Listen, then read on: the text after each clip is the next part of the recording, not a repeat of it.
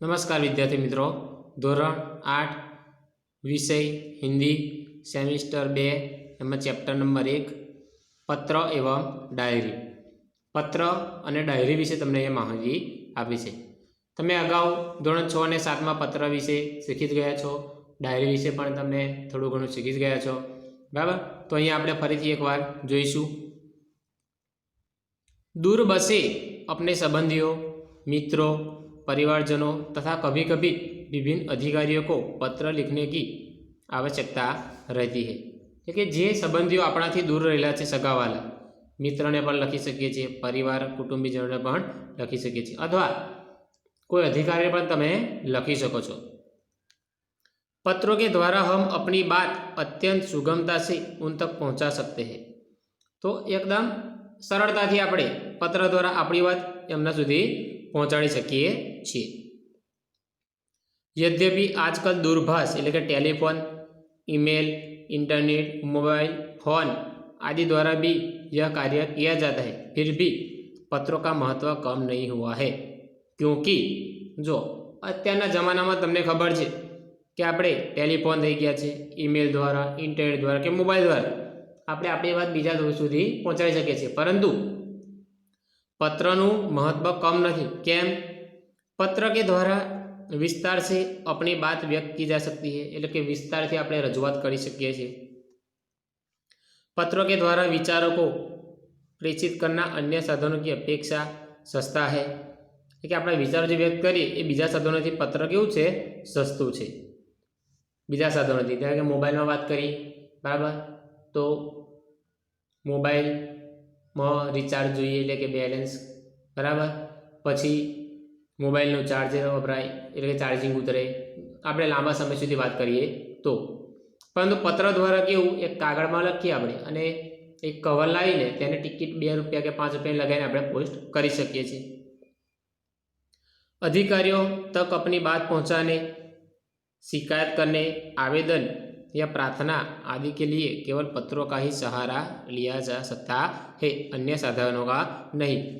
मानो कोई अधिकारी होय, बराबर, तमारा तालुका में, जिला में, तो तमे एमना द्वारा फोन द्वारा नहीं परंतु पत्र द्वारा पोतानी बात रजू करी शकी छे। कारण के फोन तो ये ना पण उठावे, एमनो नंबर कदाच आपणे जो ना कदाच लाया पण गमे त्याथी, परंतु ए आपणो फोन रिसीव ना पण करे अधिकारीओ, એટલે આપણે पत्र द्वारा તેમના જોડે આપણી શિકાયત હોય, કોઈ પ્રાર્થના કરવાની હોય, બરાબર, વિનંતી, તો એ પત્ર આપણે તેમના સુધી પહોંચાડી શકીએ છીએ। હવે તમને અલગ અલગ નમૂના આપ્યા છે, જોઈએ આપણે પત્ર લેખન। એમાં પહેલું છે નિમંત્રણ પત્ર। હવે નિમંત્રણ પત્ર એટલે કે આપણે કોઈને આમંત્રણ આપવાનું હોય તે। હવે શાનું આમંત્રણ છે? અહીંયા જો, जन्मदिन के अवसर पर उपस्थित रहने के लिए मित्र को निमंत्रण पत्र। एक मित्र એટલે કે એક બાળક બીજા બાળકને જ્યારે પત્ર લખે, બરાબર, ક્યારે?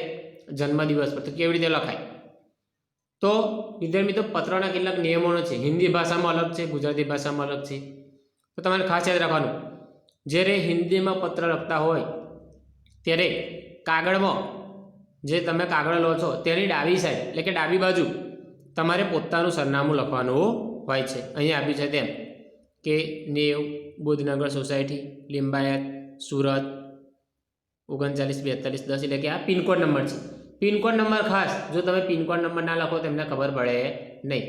તમારા મિત્રને તમે પત્ર લખો તો પિનકોડ પરથી જ ખબર પડી જાય કે ક્યાં મોકલવાનો છે। પછી એની નીચે તારીખ લખી શકો કે 8 ઓગસ્ટ 2011। જો પહેલું તો તમારું પોતાનું સરનામું આવે, નામ સરનામું, એની પછી તારીખ આવે અને એની પછી સંબોધન। હવે આ સંબોધન એટલે કે અલગ અલગ હોય, જ્યારે આપણે મિત્રનું પ્રમાણે અલગ હોય, કોઈ વડીલોને લખતા હોય તો અલગ હોય, બરાબર। તો એ પ્રિય મિત્ર સ્નેહલ, જો આ મિત્ર છે તો પ્રિય મિત્ર સ્નેહલ, જો વડીલને લખ્યો હોત કોક તો પૂજ્ય લખાય અથવા આદરણીય લખાય, બરાબર।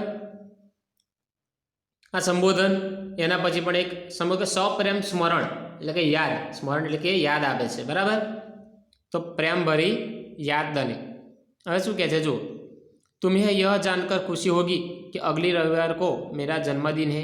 इस बार तो छुट्टी के दिन ही मेरा जन्मदिन है, इसलिए मैं अपने सभी मित्रों को बुलाना चाहता हूँ और उन सबको आज निमंत्रण भेज रहा हूँ। जो शू कहे કે આવતા રવિવારે મારો જન્મદિવસ છે, તો હું આ વખતે બધા મિત્રોને રજા છે એટલે બોલાવવા માગું છું, એટલા માટે હું બધાને નિમંત્રણ આપી રહ્યો છું। तुम जानते ही हो कि सालगिरह का दिन कितने आनंद का दिन होता है, એટલે કે जन्मदिवस ये दरेक माटे खुशीनो दिवस होय। उस दिन हमारे कई रिश्तेदार भी यहाँ आएंगे। बिपिन, साजिद, प्रशांत, सानिया आदि सब अवश्य आएंगे। मैं चाहता हूँ कि तुम भी उस दिन यहाँ जरूर आओ। यदि तुम नहीं आओगे तो हम सबको बुरा लगेगा। जो तू नहीं आवे तो हमने खोटू लागशे।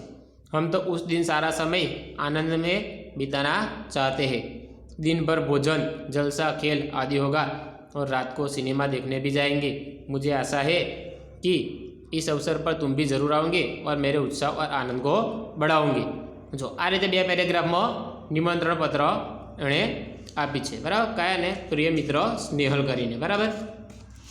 भाई छेल्ले टूंक में तमे सार लखी सको, तुम्हारे माता पिता को सादर चरण स्पर्श, छोटे भाई कमल और बहन संगीता को प्यार, तुम्हारे आगमन की प्रतीक्षा करूँगा। जो सौ प्रथम शू याद रखवानुं कि पत्र लखता पहला पेजनी डाबी साइड तमारे सरनामું, नाम सरनामું, एनी नीचे डेट, एनी नीचे संबोधन कि प्रिय मित्र, पछी एनुं नाम, पछी सप्रेम स्मरण लखी सको, बराबर। एना पछी बे पेरेग्राफमां तमे जेना माटे निमंत्रण आप्युं छे तेनुं, पछी छेल्ले तेना माता पिताने प्रणाम करवा पड़े, कारण के जे माता पिता होय मित्रने तो आपणाथी मोटा कहेवाय, એટલે કે ચરણ સ્પર્શ। एना भाई बहन होय आपणा जेवा तो आपणे एने प्यार आपी शकीए, बराबर। અને પછી છેલ્લે ડાબી સાઈડ જ તમારી શું આવે, સહી આવે કે तुम्हारा मित्र साहिल शाह, એટલે કે તમારે એની જોડે શું સંબંધ છે, બરાબર। મિત્ર છે એટલે તમે મિત્રને લખો છો એટલે तुम्हारा मित्र। જો તમે પપ્પાને લખતા હોય તો तुम्हारा पुत्र લખવાય, બરાબર। જેવો સંબોધન મામાને લખતા હો तो तुम्हारा भांजा, आपका भांजा। જ્યારે વડીલને આપણે કહીએ ત્યારે तुम्हारा ના લખાય, आपका લખવું પડે, બરાબર। કેમ? આપણે માનવાચક શબ્દ યુઝ કરવો પડે। અહીંયા અઘરા શબ્દોના અર્થ આપ્યા છે। रिश्तेदार એટલે સગે સંબંધી, ઉપસ્થિત એટલે હાજર, આગમન યાની આના। બીજો એક પત્ર છે બધાઈ પત્ર, નિયમ તેનો તેજ। બધાઈ પત્ર એટલે કે હવે જન્મદિનમાં આપ્યું છે તેનો વધાઈ એટલે કે સારા આશીષ આપતો પત્ર। તો હવે શાંતિ સદન રાવપુરા બડોદરા જેણે આપ્યું છે તેનું સરનામું, ડેટ લખી છે, બરાબર। પછી પ્રિય મિત્ર સાહિલ જે હમણાં પત્ર લખ્યો છે સાહિલે, કોને લખ્યો તો સ્નેહલને। હવે એનો વળતો જવાબ કોણ આપે છે, સ્નેહલ। શું કહે છે, જો પેલો હતો નિમંત્રણ પત્ર, હવે આ બધાઈ પત્ર એટલે કે અભિનંદન આપતો પત્ર। तो कि सप्रेम स्मरण, कल ही तुम्हारा पत्र मिला तो हम सब बहुत खुश हुए। हमें तुम्हारी सालगिरह का निमंत्रण भी मिला और यह जानकर विशेष प्रसन्नता हुई कि कल ही तुम्हारी सालगिरह है। इधर माँ कुछ दिनों से बीमार रहती है और पिताजी को तो सुबह 10 बजे दफ्तर जाना पड़ता है। दर्शना को भी सुबह स्कूल जाना पड़ता है और वह तो है भी छोटी, इसी कारण घर का बोझ मुझ पर ही है। अब तुम ही कहो यह सारा बोझ किसको सौंप कर तुमसे आ मिलूं। मेरे दिल में तो बहुत होता है कि इस शुभ अवसर पर उड़कर तुम्हारे पास आ जाऊं, परंतु घर की स्थिति का विचार करके विवश हो जाता हूँ और मन करते हुए भी नहीं आ सकता। जो विवश એટલે કે બેબસ, લાચાર થઈ જાય છે। મન છે પણ છતાં પણ નથી આવી શકતો। કેમ? કારણ કે બહેન નાની છે અને ભણવાનું હોય, પિતાજી ઓફિસ ચલી જાય છે અને મા બીમાર છે, તો મારે બધી થોડીક જવાબદારી આવી પડી છે। तुम तो अब 1 साल बड़े हो गए हो, इस अवसर पर मैं तुम्हें बधाई क्यों न दूँ। मैं तो चाहता हूँ कि बार बार तुम्हारी सालगिरह आया करे और हमें खुशियाँ मनाने का मौका मिले। इस मंगल अवसर पर उपस्थित न रह सकते हुए भी मेरे दिल में तुम्हारे लिए शुभकामनाएं। मैं चाहता हूँ कि ईश्वर तुम्हें चिरंजीव रखे और तुम्हारा नया वर्ष शुभदायी हो। जो आ बधाई आपे छे, હવે કીધું આવનારું વર્ષ ખુશી મંગળાઓ રહે, તારું આયુષ્ય લાંબુ થાય, ચિરંજીવ એટલે કે લાંબુ આયુષ્ય, બરાબર, દીર્ઘાયુ। તમારા મિત્ર સ્નેહલ। જો પેલો હતો નિમંત્રણ પત્ર, આ હતો બધાઈ પત્ર એટલે કે અભિનંદન આપતો પત્ર। નિયમ એક જ, લખનાર વ્યક્તિનું નામ સરનામું ઉપર ડાબી સાઈડ જ આવે, પછી ડેટ આવે, સંબોધન જે સંબંધ હોય, મિત્ર હોય તો મિત્ર, બરાબર, સપ્રેમ પ્રણવ સ્મરણ. પછી છેલ્લે પત્ર પૂરું થાય એટલે જે સંબંધ હોય એ અહીંયા પણ લખવું પડે કે તુમ્હારા મિત્ર અને તમારું નામ. હવે આગળ છે એક પત્ર, શું છે? आश्वासन पत्र कि खेल महाकुंभ में असफल अच्छा प्रदर्शन नहीं करने पर सखी को आश्वासन पत्र. एक व्यक्ति एनी बेनपणीने आश्वासन आपे छे शाना विषे?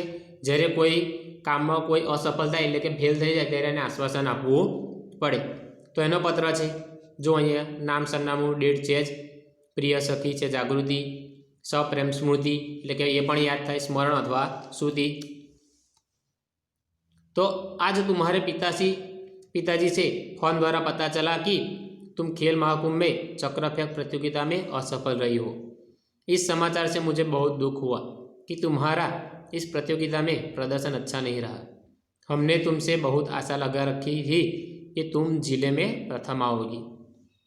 प्रिय सखी, खेल में हमेशा जीतना ही महत्वपूर्ण नहीं होता. अब जो कुछ होने वाला था हो गया है, इसलिए उसका शोक न करना चाहिए और इस असफलता से निराश भी न होना चाहिए. असफलता ही सफलता का सोपान है, ठीक है, प्रगति से अनुज. सफलता उन्हीं के चरण चूमती है जो अपने ध्येय प्राप्ति के मार्ग में डटे रहते हैं. अब निराश या हतोत्साह होने से कोई फायदा नहीं है. मैं चाहती हूँ कि अब तुम दुगुने એટલે કે 2 ગણા उत्साह से अभ्यास करो और अगले साल तुम्हें अवश्य सफलता मिलेगी और तुम अपने ज़िले में ही नहीं गुजरात में प्रथम आओगी. मुझे आशा है कि तुम मेरी बात मानोगी और अपने अभ्यास में मनोयोग से लग जाओगी. तुम्हारी सखी अवनी. जो नियम तो बधामां सेम. डाबी साइड सरनामું, तारीख, पछी संबोधन आवे, बराबर. पछी आवे 2 પેરેગ્રાફમાં તમે જે કહેવા માગતા હોય તે. निमंत्रण होय तो निमंत्रण, बधाई आपवा मांगते तो बधाई विषे, आश्वासन आपो तो आश्वासन विषे 2 પેરેગ્રાફ लखवा पड़े. अने छेल्ले डाबी साइड तमारो संबंध अने नाम, बराबर. चौथुं छे अनुमति पत्र એટલે કે અહીંયા કશાક માટે अनुमति मांगे. શા માટે? प्रवास में जाने की अनुमति के लिए पिता को पत्र. जो અહીંયા वडील छे એટલે संबोधन बदलाशे. पहला तो नाम, सरनामું, तारीख, पछी जो અહીંયા पूज्य पिताजी, જ્યારે वडील होय तो पूज्य अथवा आदरणीय. सादर प्रणाम. आपका पत्र मिला, सबकी कुशलता जानकर बड़ी खुशी हुई. आप मेरी जरा भी चिंता न करें. जो छोकरो शू कहे छे? तमे मारी जरा थोड़ी पण चिंता करशो नहीं. आपको सूचित करते हुए मुझे खुशी हो रही है कि हमारी कक्षा के सब विद्यार्थी अगले महीने की 17 तारीख को अजंता एलोरा की गुफाएं देखने जाने वाले हैं. मैं भी उस प्रवास में सम्मिलित होना चाहता हूँ. स्कूल बस की व्यवस्था की गई है.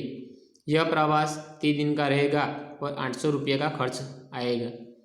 इस प्रवास में बहुत से दर्शनीय स्थल देखने को मिलेंगे. मेरे सभी साथी मनीष, शाहिद, श्रेया, जाकिर, वहीदा, गुरमीत और डेविड भी इस प्रवास में जाने वाले हैं. मैं भी प्रवास में शामिल होना चाहता हूँ. आप पत्र द्वारा इस प्रवास के लिए मुझे अनुमति देने और 800 रुपये मनी ऑर्डर से भेजने की कृपा करें. पूजनीय माताजी को सादर प्रणाम. सोनल को प्यार. आपका आज्ञाकारी पुत्र रमेश. जो अहीं आगळनुं संबोधन सौ प्रथम बदलायुं कि पूज्य पिताश्री, बराबर. पछी अनुमति मांगे छे शाना विषे? तो एना विषे 2 પેરેગ્રાફમાં जाण करी कि प्रवास विषे कोण कोण जवानुं छे, क्यां जवानुं छे, एना विषे माहिती आपी. छेल्ले सही करती वखते शुं कह्युं? आपका आज्ञाकारी पुत्र. જ્યારે મિત્રને લખતા હોય ત્યારે આપણે तुम्हारा मित्र લખીએ, પરંતુ અહીંયા तुम्हारा आज्ञाकारी ना आपका લખવું પડે. કેમ? કારણ કે વડીલ છે.